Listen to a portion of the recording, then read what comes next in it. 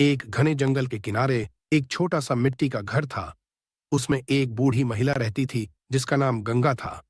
गंगा गरीब थी, लेकिन उसका दिल सोने का था। वह हर सुबह उठती और जंगल से सूखी लकड़ियां बीन कर लाती, जिन्हें बेचकर वह अपना गुजारा करती थी। एक दिन जब गंगा जंगल में लकड़ियां बीन रही थी, तो उसे एक घायल पक्षी मिला। पक्षी के पंख में चोट लगी थी और वह उड़ नहीं पा रहा था। गंगा को उस पर बहुत दया आई। वह उसे अपने घर ले आई और उसकी देखभाल करने लगी।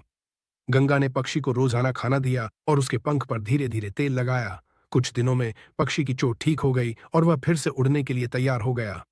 एक सुबह जब गंगा सोकर उठी, तो उसने देखा कि उसके घर के बाहर बहुत सारे चमकते हुए पत्थर पड़े हैं।